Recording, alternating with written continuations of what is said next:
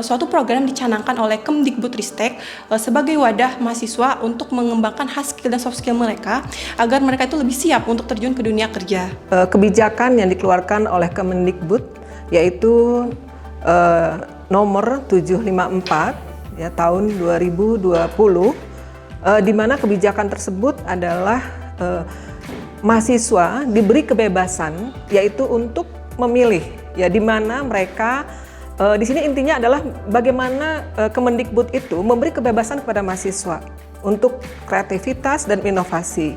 Nah, begitu juga dosen. Dosen juga tidak hanya di kampus, tapi dosen juga bagaimana dia keluar begitu. Ya, jadi manfaat MBKM itu seperti itu yang diinginkan pemerintah. Jadi mahasiswa tidak saja belajar di kampus, tapi mahasiswa juga belajar di luar kampus untuk menimba ilmu lebih baik lagi.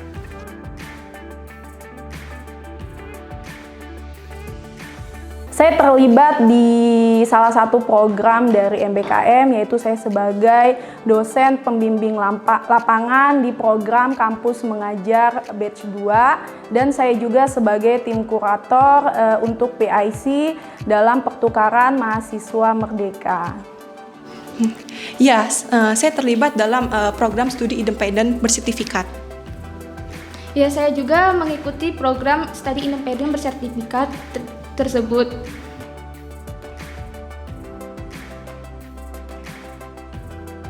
Dampaknya kalau khususnya sebagai dosen memiliki pengalaman keluar kampus ya, kemudian juga bisa membimbing mahasiswa-mahasiswa yaitu dengan kegiatan kampus mengajar. Kita punya wawasan-wawasan bagaimana sih adaptasi.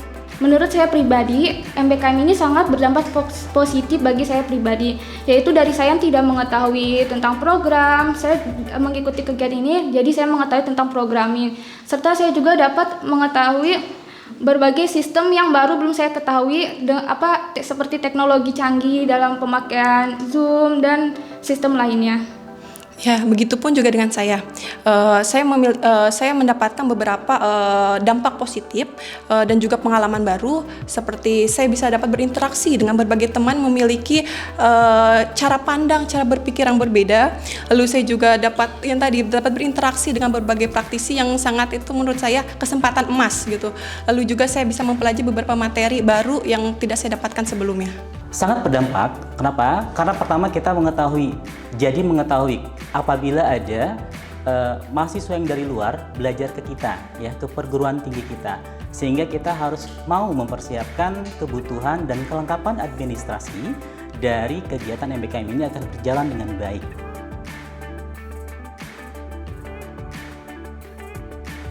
Masukan dan saran saya untuk program MBKM ini mungkin bisa lebih dipersiapkan dalam perencanaan untuk program MBKM ini, karena dirasa untuk saat ini mungkin juga karena baru dirasa sepertinya masih kurang matang dalam perencanaannya.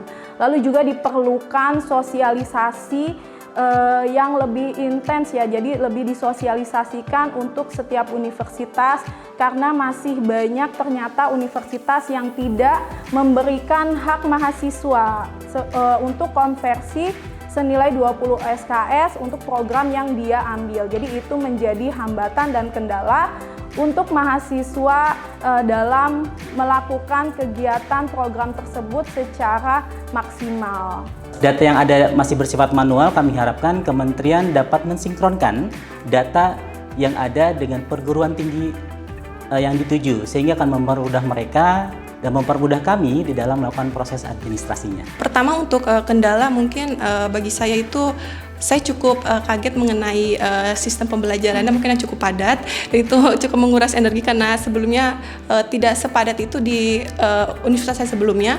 Lalu juga untuk saran atau masukan yang ingin saya berikan kepada pihak Kemdikbud mungkin terkait keterlambatan uang saku yang itu cukup memberikan dampak kepada kami para mahasiswa, karena bila diingat kelas yang kami lalui di program ini tuh cukup padat, jadi cukup menguras kuota juga, ya, dan mengurus biaya juga seperti itu. Sekian, terima kasih.